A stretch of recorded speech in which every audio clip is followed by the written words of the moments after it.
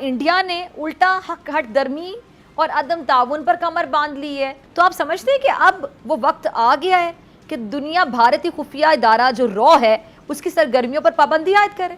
दाऊद इब्राहिम, उसको जहर दे दिया गया है, वो कराची के का अस्पताल गया है और फिर वो मारा जा चुका है, मर गया है, ये सब खबरें चलती रहीं।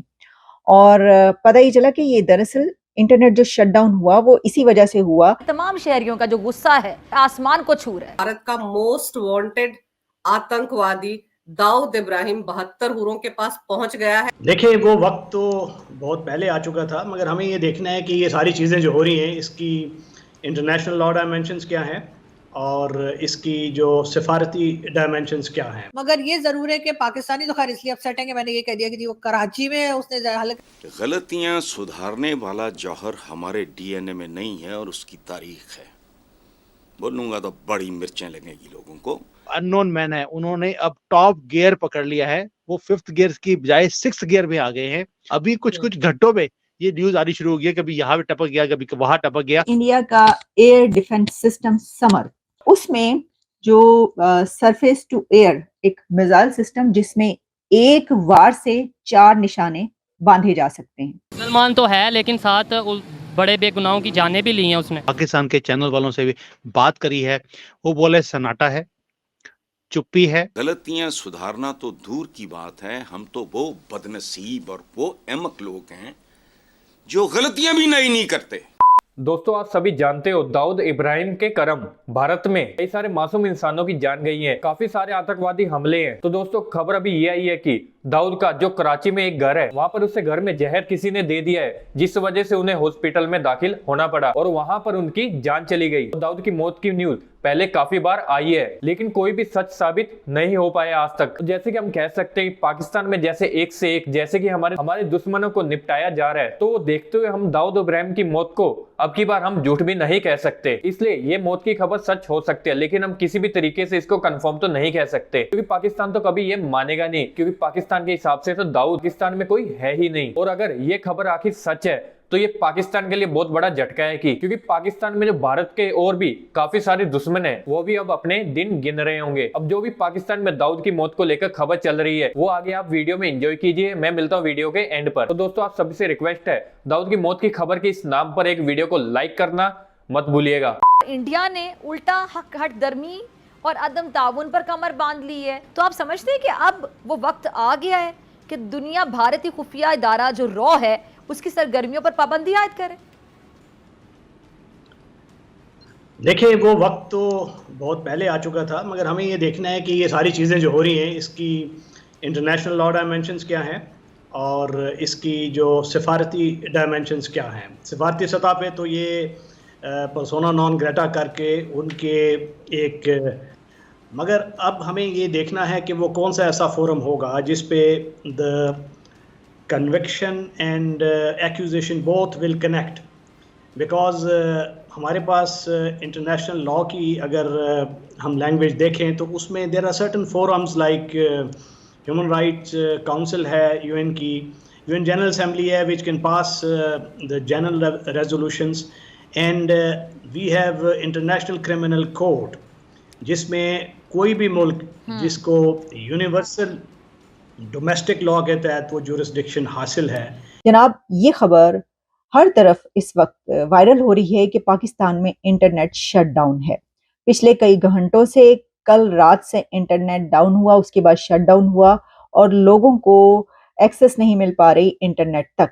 यही वजह है कि बहुत सारी ऐसी खबरें जो हैं वो ऑनलाइन जो पहुंचती हैं या जिसके ऊपर डिबेट्स होती हैं, बात होती हैं, व्लॉग्स होते हैं, ब्लॉग्स होते हैं या कोई भी ऐसी डिबेट हो रही होती है, तो ट्विटर, एक्स और इंस्टाग्राम, फेसबुक, ये सब जो है उस पे लोगों को एक्सेस नहीं मिल पा रही थी। अच्छा, अब ये इंटरनेट जब डाउन है या शट डाउन है तो इसमें पहले तो एक ये खबर आई कि एक डॉन दाऊद इब्राहिम, उसको जहर दे दिया गया है, वो कराची के का अस्पताल गया है और फिर वो मारा जा चुका है, मर गया है, ये सब खबरें चलती रहीं।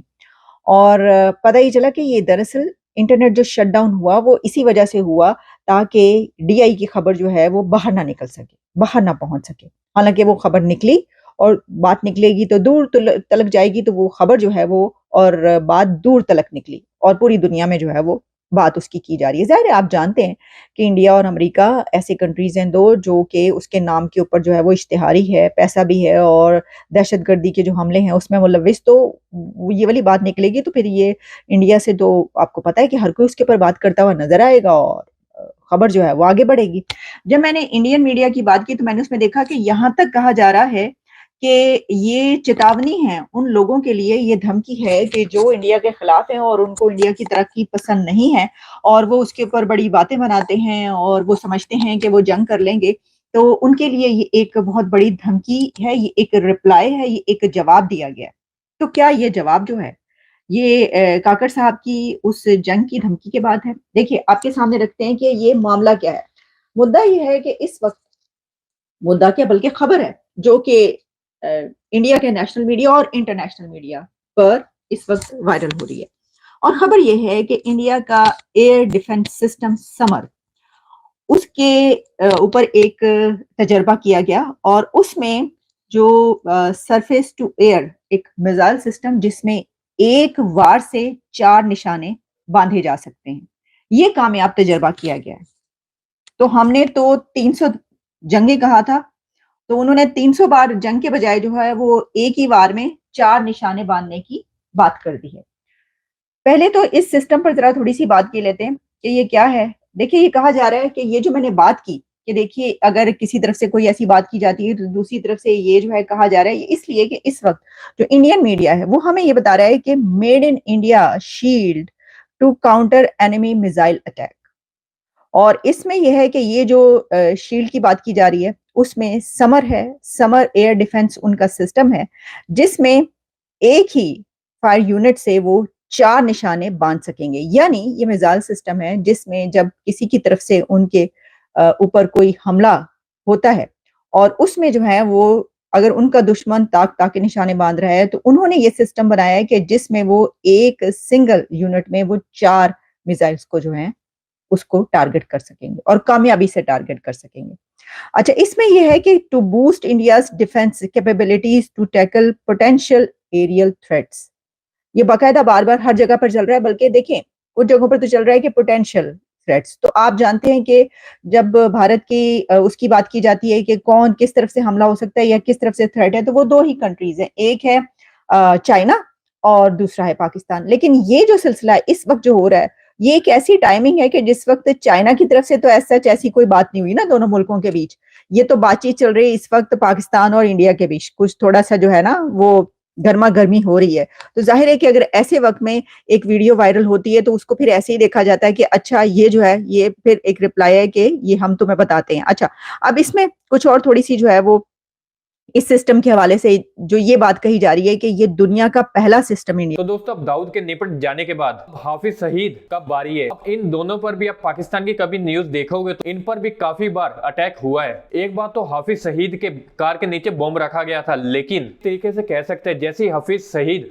कार में अपने बैठने जा रहे थे तो उन्हें पता चल गया कि कार में बॉम्ब लगा है और वो निकल गया और वो बच गया। और जब हाफिज सईद एक घर में बंद था तो उसको एक बॉम्ब से उड़ाने का प्लान था, लेकिन तब भी वो बच गया। लेकिन एक तरीके से कह सकते हैं बहुत ज्यादा करीबी जाकर ही वो बच रहा है, लेकिन कब तक बचेगा ये भी एक सवाल है, क्योंकि इनकी वजह से हमारे देश के अंदर काफी ज्यादा नुकसान हुआ है, काफी लोगों की जानें गई हैं। इसी वजह से कह सकते हैं कि जब तक इनकी मौत नहीं होती है तब तक हमारे लिए बिल्कुल भी चैन से बैठने का टाइम नहीं है। और हम ये भी कह सकते हैं जिस तरीके से हमारे दुश्मनों को उड़ाया जा रहा है तो इनका भी दिन अब काफी ज्यादा दूर नहीं है। इनके पास भी इतना ज्यादा टाइम तो है नहीं, ज्यादा से ज्यादा एक साल रहेगा, 2 साल रहेगा, इससे ज्यादा हमारे दुश्मनों को जीने भी नहीं दिया जाएगा। ज्यादा ज्यादा 1-2 साल ये जी लेंगे। अब देखते हैं कि इनका भी न्यूज कौन लाता है। और दूसरी तरफ जैसे जैसे इनके पास के करीबी जाएंगे इनकी और भी खौफ और ज्यादा बढ़ता ही चला जाएगा। वो आके देखते हैं। वैसे हमारे दुश्मनों के अंदर थोड़ा बहुत तो खौफ रहना ही चाहिए। भारत के खिलाफ वो कुछ भी करते हैं तो उन्हें एक न एक दिन उसका अंजाम भुगतना ही पड़ेगा। तो दोस्तों आज के टॉपिक में बस इतने। अगर आपको ये वीडियो अच्छी लगी है तो वीडियो को लाइक करना मत भूलिएगा। और आपको ये वीडियो कैसा लगा हमें नीचे कमेंट बॉक्स में जरूर बताइएगा। तो मिलते हैं एक नई वीडियो के साथ, नए टॉपिक के साथ। तब तक के लिए जय हिंद, वंदे मातरम।